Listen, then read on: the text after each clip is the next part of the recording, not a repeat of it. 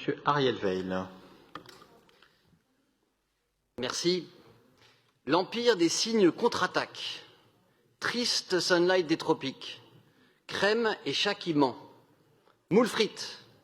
Légumes des jours.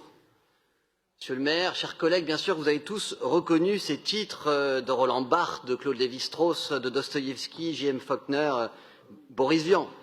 Vous les avez reconnus à peu près, puisque évidemment, ils ont subi une petite intervention, une intervention jubilatoire et poétique, celle des fameuses couvertures détournées de Clémentine Mélois, si péréquienne, si oulipienne, et dont la boîte à livres siège au cœur de très bel endroit du centre de Paris, la Maison de la Poésie, bien entendu. Et d'ailleurs, pour marquer la fin des travaux qui viennent de s'y dérouler, avec son complice Victor Pouchet, Clémentine Mélois a décoré à sa façon les toilettes de l'établissement. Donc je vous invite à visiter la Maison de la Poésie et ses toilettes.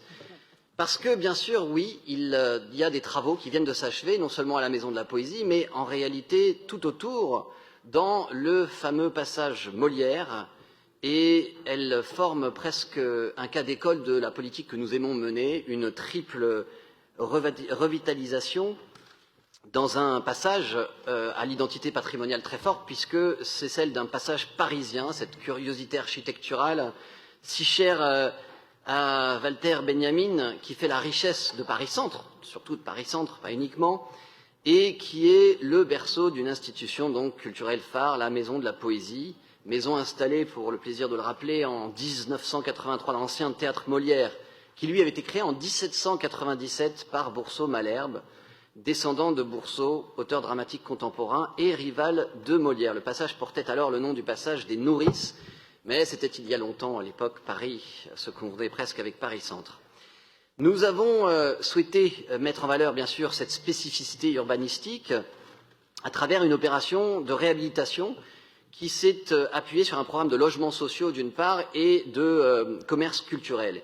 Et donc, c'est un triple objectif, je disais presque un cas d'école de ce que nous aimons faire à la ville, un cas de revitalisation commerciale avec un soutien aux commerces qui font la vie de leur quartier, qui ont souffert de la crise sanitaire et qui trouvent ici pleinement leur place dans ce passage réhabilité, à réhabiliter avec un partenariat avec le GIE, le groupement d'intérêt économique Paris Commerce, qui avait lancé au printemps dernier un appel à projet exclusivement culturel pour 6 nouveaux locaux commerciaux. C'est donc également une opération culturelle avec une offre plurielle pour tous les habitants du quartier, notamment pour les familles.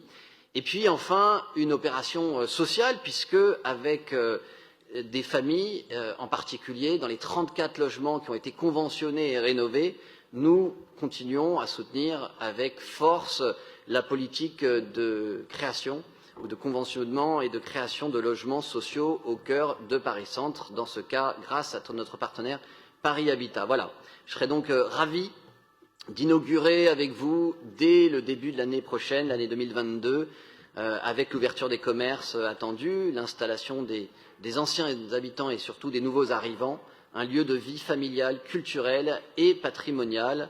Voilà pour ce programme hybride que nous pouvons qualifier absolument de modèle pour notre territoire. Je vous remercie.